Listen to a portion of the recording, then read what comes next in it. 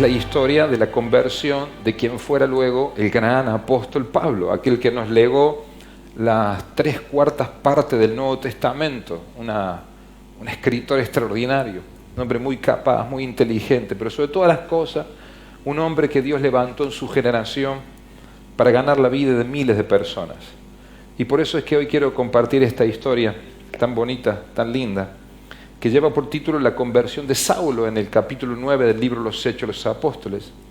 Dice de la siguiente manera: Saulo, respirando aún amenazas y muerte contra los discípulos del Señor, vino al sumo sacerdote y le pidió cartas para las sinagogas de Damasco, a fin de que si hallase algunos hombres o mujeres de este camino, los trajese presos a Jerusalén. Mas yendo por el camino, aconteció que al llegar cerca de Damasco, repentinamente le rodeó un resplandor de luz del cielo. Y cayendo en tierra oyó una voz que le decía: Saulo, Saulo, ¿por qué me persigues? Y él le dijo: ¿quién eres, Señor? Y él le dijo: yo soy Jesús, a quien tú persigues. Dura cosa te es dar coces contra el aguijón. Él, temblando y temeroso, dijo: Señor, ¿qué quieres que yo haga? Y el Señor le dijo: levántate, entra en la ciudad y se te dirá lo que debes hacer. Y los hombres que iban con Saulo se pararon atónitos, oyendo a la verdad la voz, mas sin ver a nadie. Entonces Saulo se levantó de tierra, abriendo los ojos, no veía a nadie, y así que, llevándole por la mano, le metieron en Damasco, donde estuvo 3 días sin ver y no comió ni bebió. Había entonces en Damasco un discípulo llamado Ananías, a quien el Señor dijo en visión: Ananías, y él respondió: heme aquí, Señor. Y el Señor le dijo: levántate, ve a la calle que se llama Derecha, y busca en casa de Judas a uno llamado Saulo de Tarso, porque he aquí, él ora. Y ha visto en visión a un varón llamado Ananías, que entra, le pone las manos encima para que recobre la vista. Entonces Ananías respondió: Señor, he oído de muchos acerca de este hombre, cuántos males ha hecho a tus santos en Jerusalén, y que aún tiene autoridad sobre los principales sacerdotes para prender a todos los que invocan tu nombre. Y el Señor le dijo: ve, porque instrumento escogido me es este para llevar mi nombre en presencia de los gentiles y de reyes y los hijos de Israel, porque yo le mostraré cuánto le es necesario padecer por mi nombre. Entonces fue Ananías y entró en la casa, y poniendo sobre él las manos le dijo: hermano Saulo, el Señor Jesús, que se te apareció en el camino por donde venías, me ha enviado para que recibas la vista y seas lleno del Espíritu Santo. Y al momento se le cayeron de los ojos como escamas, y recibió al instante la vista, levantándose fue bautizado. Y habiendo tomado aliento, recobró fuerzas, y estuvo Saulo por algunos días con los discípulos que estaban en Damasco. Señor, es tu palabra, por ella somos bendecidos en el nombre de Jesús. Amén. Diga conmigo: Saulo. Saulo significa, el nombre Saulo significa pequeño. Saulo es en hebreo, Pablo en griego, por eso usted encuentra la expresión Saulo y Pablo. Se crió en la ciudad de Tarso, una ciudad con más de 400.000 habitantes, que tenía universidades, una ciudad muy prestigiosa en su momento. Él visitó, entre otras capitales, Atenas, Roma, Jerusalén.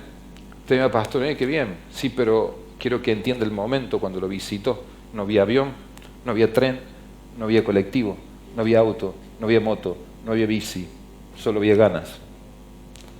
Y llegó a todos esos lugares. Algunos aspectos de la vida de Pablo antes de su conversión: intelectualmente era un políglota. Políglota es una persona que habla varios idiomas. En su aspecto religioso tenía profundas convicciones religiosas, pero no conocía a Dios, como tanta gente que tiene profundas convicciones religiosas, pero nunca conoció a Dios. En el aspecto militar, él había nacido bajo la ciudadanía romana, prestaba servicio militar, tenía conocimiento de armas.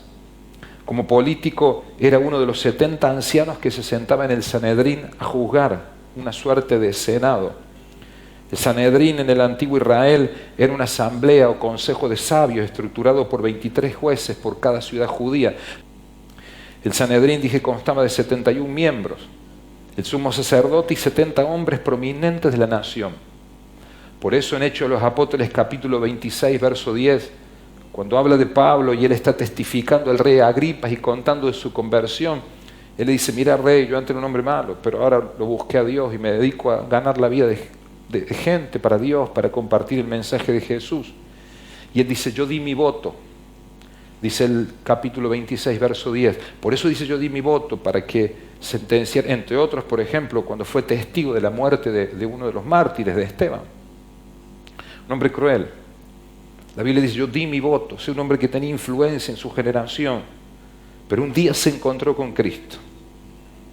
Y el día que se encontró con Cristo, hubo una verdadera ruptura con el pasado. Leíamos aquí, muchachos y chicas, una historia imponente sobre un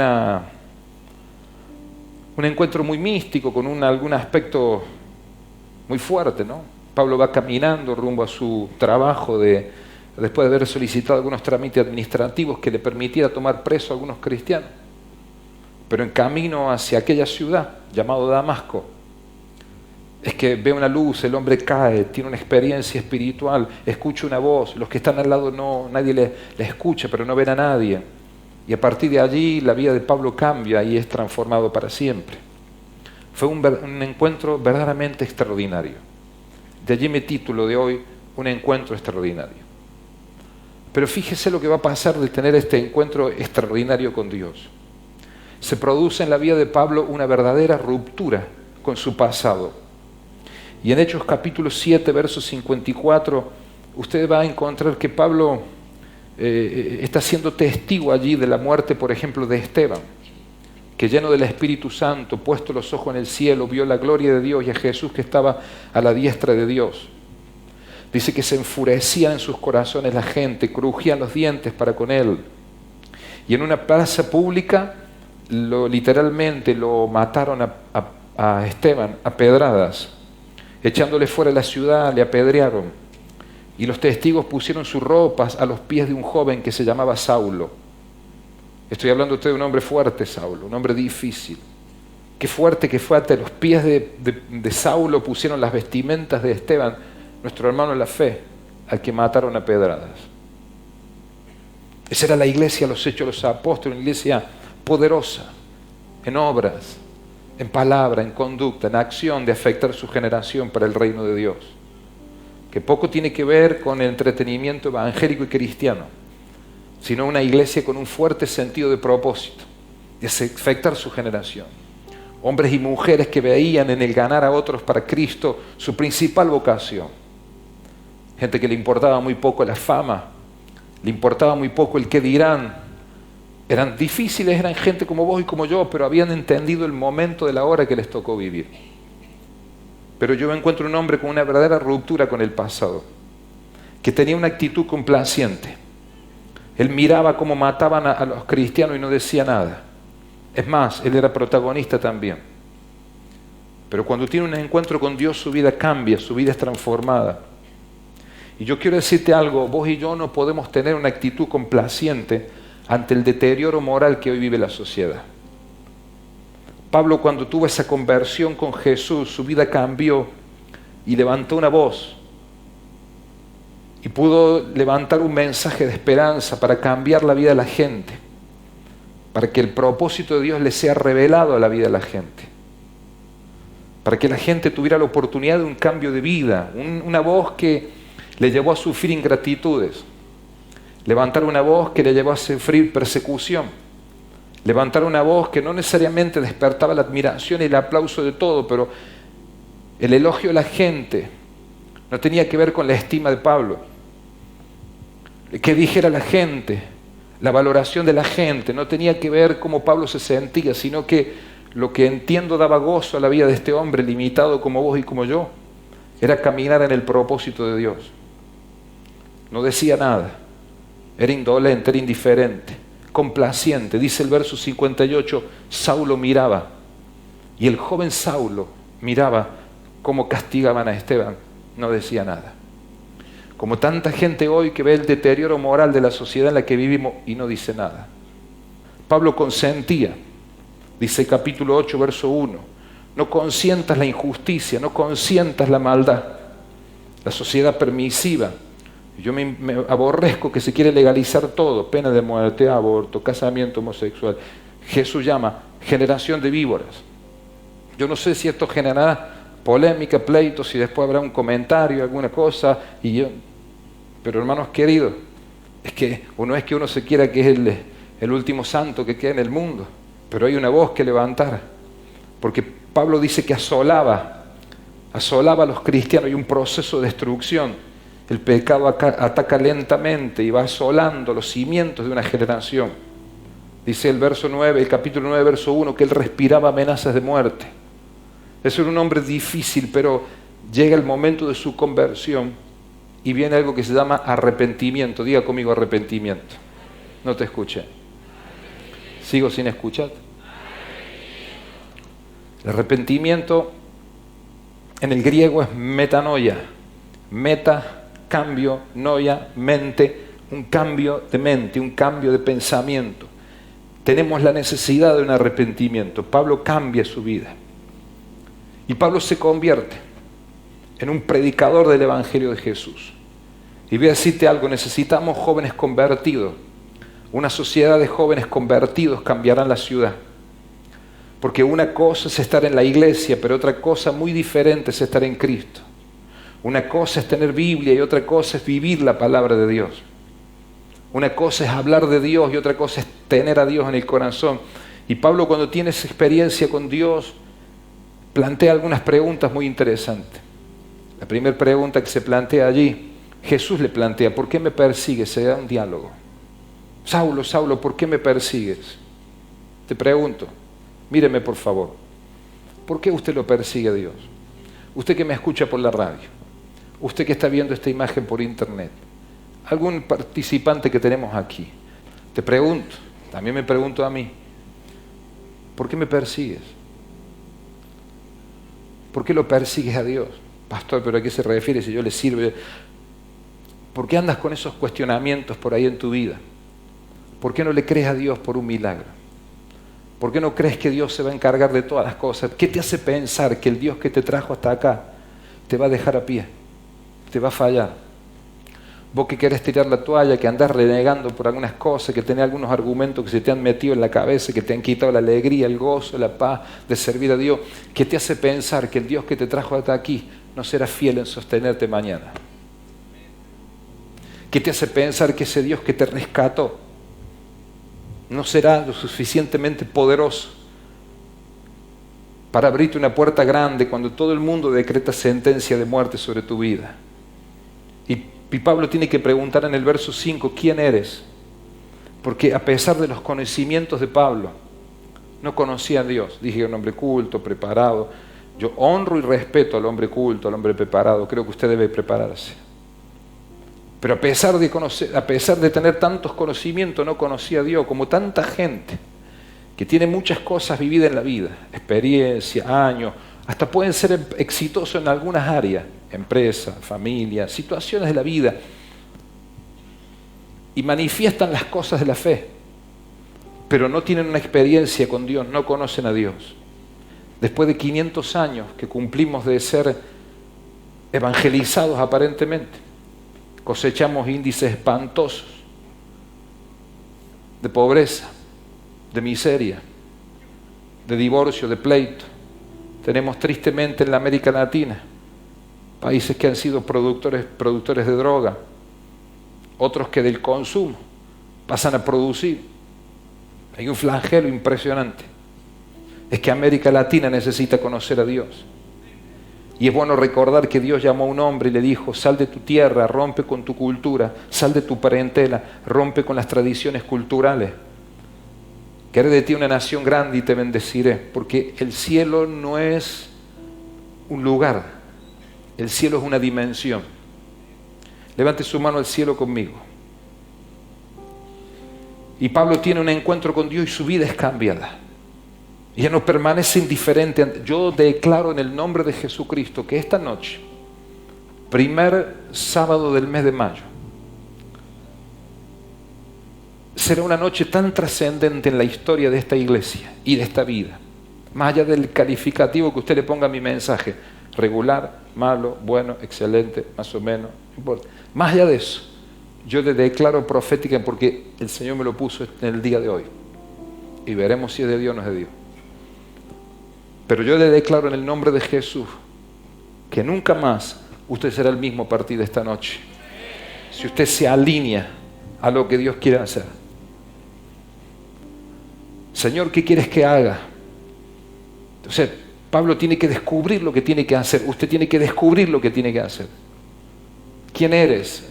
Eso marca una relación. Vamos a conocernos un poco. Y lo segundo, ¿qué quieres que haga? Tener un propósito. Es que Dios tiene un llamado para ti.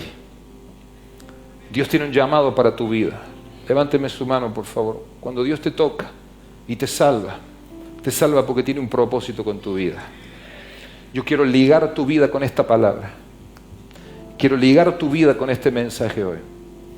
Y decir que Dios te salvó porque tiene un propósito con tu vida. Tú no eres un parásito para consumir todo lo que ande dando vuelta por allí.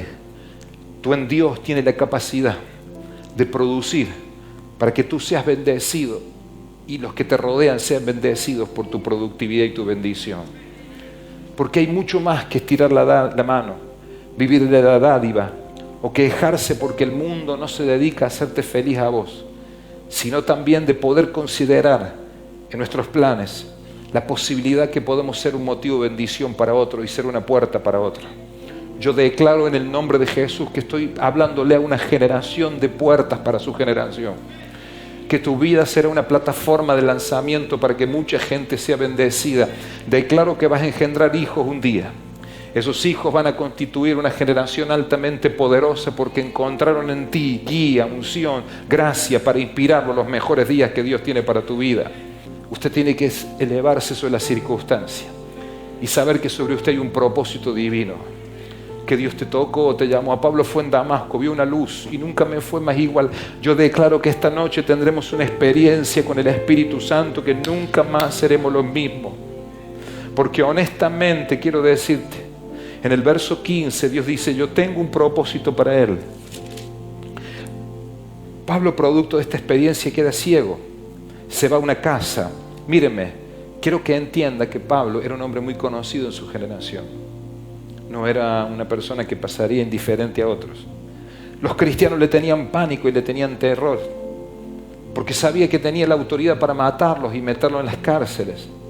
Porque todos daban testimonio del joven Saulo, que a sus pies habían puesto las ropas de Esteban. Alguien que era muy querido por la iglesia lo habían matado. La iglesia estaba intimidada, bajo tan fuerte presión. Se conocían de las amenazas, de las cárceles luego de Pedro, las presiones que estaban viviendo. Y Saulo era un principal instigador. Cuando él se convierte y tiene esa experiencia, se va a una casa, queda como ciego, o queda sin la posibilidad de ver, para decirlo correctamente. Y llega a una casa allí, y Dios, en su plan y en su soberanía divina, despierta el espíritu de un hombre llamado Ananías, y dice, Ananías, vení, te necesito para una tarea. Heme aquí, Señor, lo que quieras. Quiero que vayas a una casa, en la calle tal, Buchardo 865, la calle se llamaba a la derecha. No es que a la derecha, sino la calle llamaba a la derecha. Quiero que vayas a la calle derecha. Ahí en esa casa hay un hombre, se llama Saulo. Necesito que me lo ministre, que me lo ayude, que me lo forme, que me lo prepare, porque ese es el instrumento que yo he escogido. Y Ananías dice, estás loco, ni loco. Pedime lo que quieras, pero yo no voy a buscar a Saulo ni loco. Este tipo me va a matar. ¿No ves que el Señor nos está engañando a todos? Se hace el bueno, se hace el cristiano, cuenta esa historia, que vio una luz, qué sé yo, le pusieron reflector los otros que venían con él. Ese verso no me lo como, que haga una luz, como una luz, dame una luz. Una voz que oía, nada, eso es para agarrarme a todos, Señor. No, anda porque instrumento. La Biblia tiene héroes que no son predicados. Yo siempre digo, usted sabe que mi principal héroe es José en la Biblia. No, pero no José el de Génesis, sino el esposo de María. Este es otro de mis héroes, porque estos sí que creyeron. Había que tener ganas, garra para ir a justo, habiendo tanta gente que te toque discipular a Saulo, a vos. Pero qué puntería. No, yo no voy ni loco. Son esos engrandajes divinos que hay en la Biblia. ¿Qué te parece si Ananías no hubiese cumplido su rol, su misión? O sea, nos quedamos sin las tres cuartas partes del Nuevo Testamento. Digo, para exagerar un poco. O sea, aquel hombre que le dijeron, mira, presta tu burrito, el pollino, anda. Dice, no, yo no voy a buscar nada, no voy nada, no, yo no voy. Hay pequeños episodios en la vida de la Biblia que desencadenaron grandes hechos. Mírenme, por favor, nunca menosprecie las pequeñeces, porque es probable que sea el eslabón que está uniendo la cadena que lo lleva a su milagro. No, esta noche yo no voy. Y el cielo te hace pito catalán. No sé si se entiende eso. Eso viene del griego, del latín también.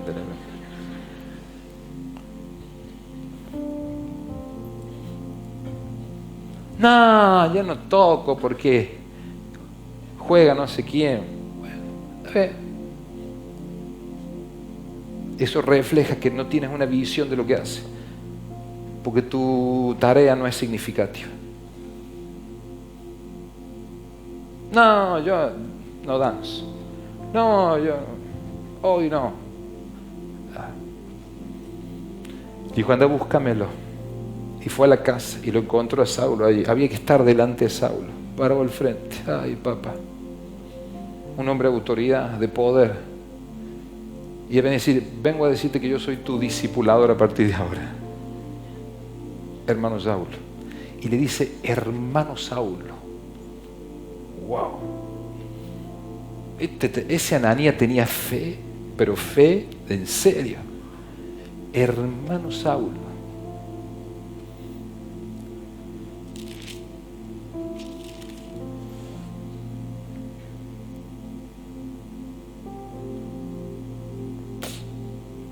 Levante su mano al cielo conmigo. Hermano Saulo, el Señor Jesús, que se te apareció en el camino por donde venías. Saulo dice, ¿vos cómo sabés? Porque me lo dijo Dios. Me ha enviado para que recibas la vista y seas lleno del Espíritu Santo. Y al momento se le cayeron de los ojos como escamas. Y recibió al instante la vista y levantándose fue bautizado. Y habiendo tomado alimento recobró fuerza y estuvo Saulo por algunos días con los discípulos que estaban en Damasco.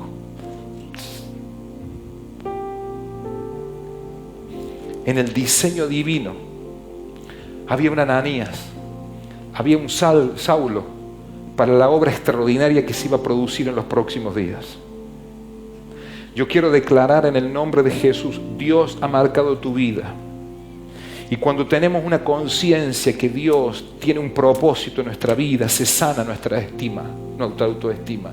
Le voy a decir eso una vez más, si usted eso que anota frases por ahí. Cuando tenemos conciencia que Dios tiene un propósito en nuestra vida, se sana nuestra autoestima. Porque hay tanta gente con su autoestima por el suelo, tú no le puedes decir nada, se ofenden, se sienten dañados, le das una actividad y sienten que es su reino, si lo sacas de ahí se siente que el mundo se termina, y tanto esfuerzo que hice yo acá, y ahora me lo quitan. ¿Quién te dijo que era tuyo? Eso es que lo administres por un tiempo, sos mayordomo. Entonces su estima se cae porque no hay revelación de propósito a donde Dios te va. Oiga, usted puede tener fe que si Dios le pone en un lugar, así venga el diablo, venga el infierno, venga la gente mala, usted no lo mueve nadie porque Dios lo sostiene, y si lo mueve usted permanece en victoria, usted va en victoria, usted lo van a ver, Dios le va a abrir puertas, le va a bendecir si usted tiene el corazón correcto.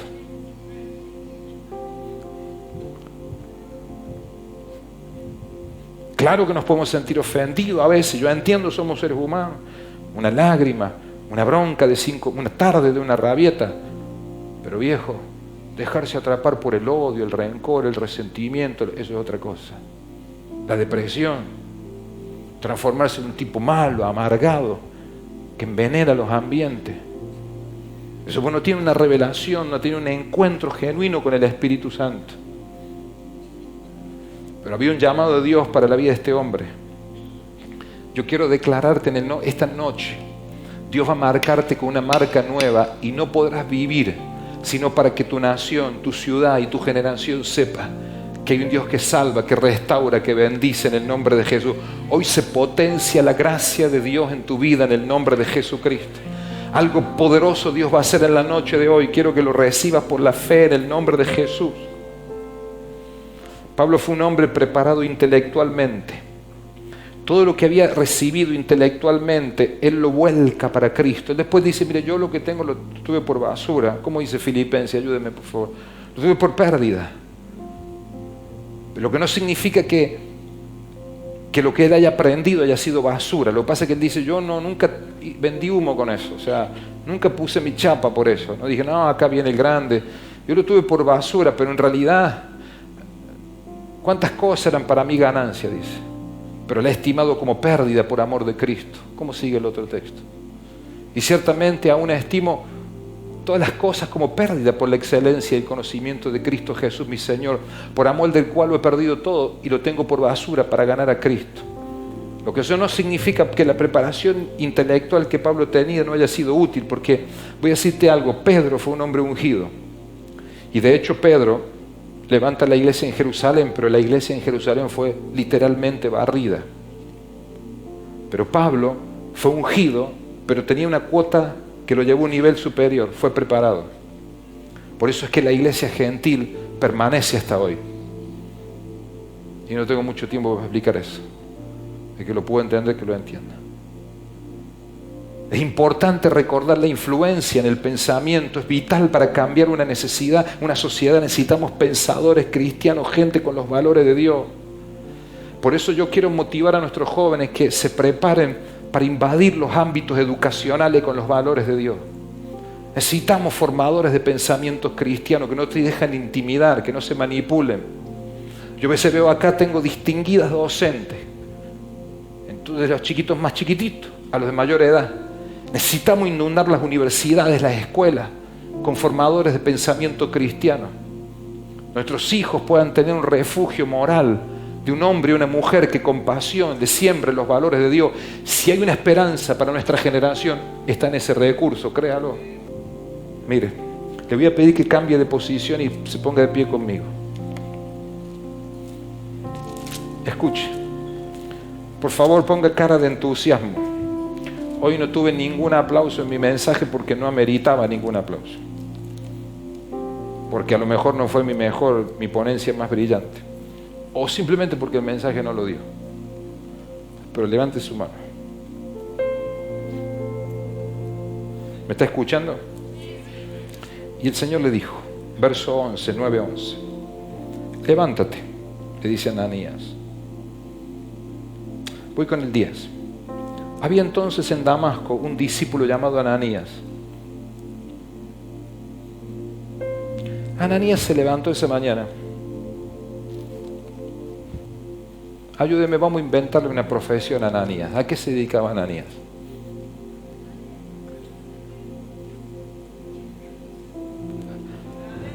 Panadero.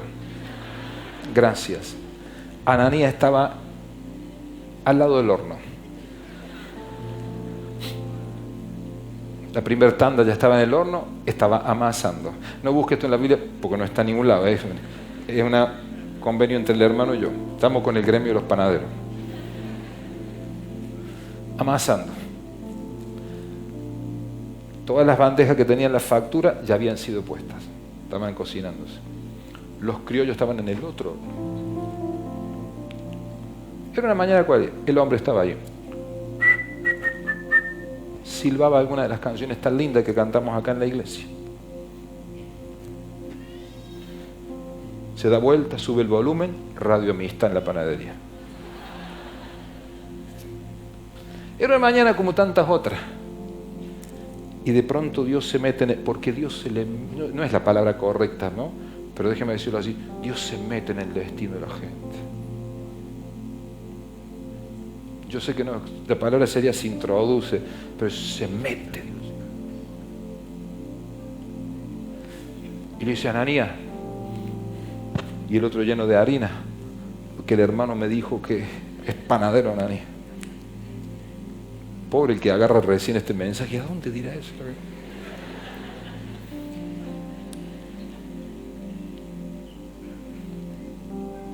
Y el Señor le dijo a Ananías, y él respondió, heme aquí, Señor. Tenga cuidado cada vez que diga heme aquí. Yo le recomiendo eso. Algunos dicen muy fácil. Cuidado. Heme aquí. Y él le dijo, levántate, ve a la calle que se llama Derecha y busca en casa de Judas a uno llamado Saulo de Tarso, porque él está orando. Tenía toda la harina en la nariz, los guantes, hermano. ¿A dónde? A la calle, sí la ubico, la calle de ahí, claro. Buchardo, 865, conozco. De donde era el mercado Abasto Viejo. Atrás. Sí, sí. Donde está el monumento ahí a la desidia. Ahí, ese. Del río, 2 cuadras, sí, conozco. Bueno, ahí hay uno que está orando. De dudoso prestigio. Saulo de Tarso. Y él ora, sí, y yo soy Superman, está orando Saulo de Tarso. Y ha visto en visión a un varón llamado Ananías, o sea, yo, que entra, le pone la mano con la harina y recobra la vista. ¿No tendrá otro discípulo más potable?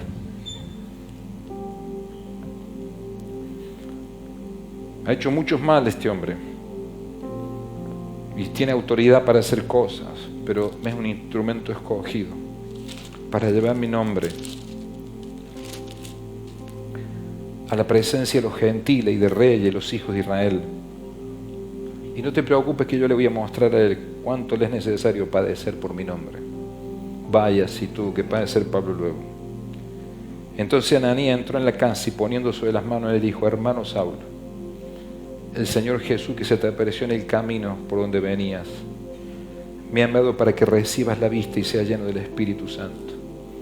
Si usted en esta noche cree en una impartición divina, yo se lo voy a repetir proféticamente esta noche. Y le voy a decir lo siguiente para los que crean. Y ahora poniéndonos serios, sacándolo a Ananías de la panadería, que agradezco la imaginación del hermano. Vengo a declarar en el nombre de Jesús que yo estoy esta noche acá por un mandato divino y que Dios me habló esta tarde de mi espíritu en mi corazón. Yo tuve un quebranto hoy como a las 4:30 de la tarde, como hace muchos años no tenía, pero muchos años.